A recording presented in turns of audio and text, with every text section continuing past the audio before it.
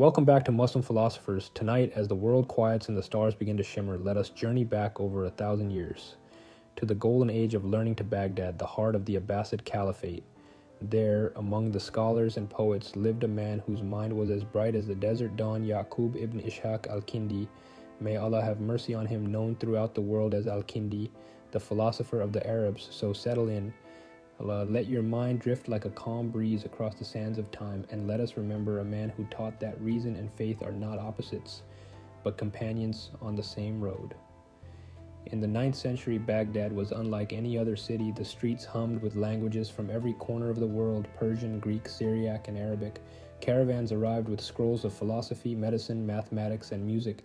At the center of it all stood the Bait al-Hikmah, the house of wisdom.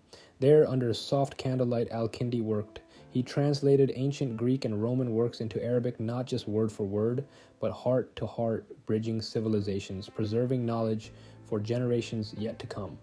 But Al-Kindi was more than a translator. He was a thinker, a believer, and a man who saw Allah's signs in every corner of creation. One evening, a young student approached him, nervous but curious. "Master Al-Kindi," he asked softly, "how can I study philosophy and still hold strong to my faith?" Al-Kindi smiled. His eyes were kind, thoughtful, and calm. "My dear student," he said, "truth cannot oppose truth. Reason is a gift from Allah, and revelation is His mercy.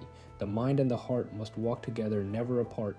He often reminded his students that every field of knowledge, medicine, music, astronomy, and logic, all pointed toward one creator. He said, "We must use our intellect to understand the order of the universe, but we must use our hearts to remember why it was created." In his quiet way, he lived the balance between the intellect and the soul, but even the most learned faced trials. Not everyone understood Al-Kindi's love for reasoning and inquiry. Some accused him of overstepping the limits of faith. Others, jealous of his wisdom, tried to silence him.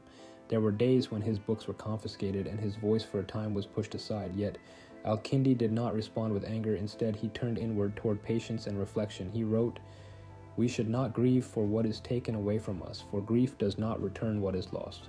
Rather, let us seek peace in the wisdom of Allah's decree."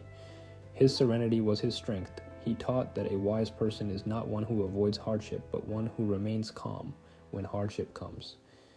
Years later, Al-Kindi's work spread far and wide. His writings influenced Muslim and non-Muslim scholars alike, from Al-Farabi to Ibn Sina, and even thinkers in distant Europe. He wrote about mathematics and music, optics and ethics, and about how the soul finds tranquility through knowledge and remembrance of Allah.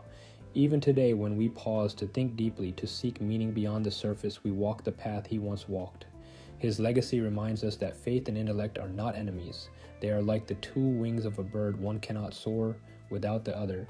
As the night settles in, take a quiet moment to reflect. Think of how Al-Kindi found harmony between science and spirituality, between learning and humility, between the noise of the world and the peace of the heart. And perhaps tonight you can ask yourself, how can I use my own gifts, my mind, my heart, my time to better understand this beautiful creation of Allah? Because like Al-Kindi, we are all seekers of truth, and every step we take with sincerity brings us closer to the light. Thank you for watching Muslim Philosophers.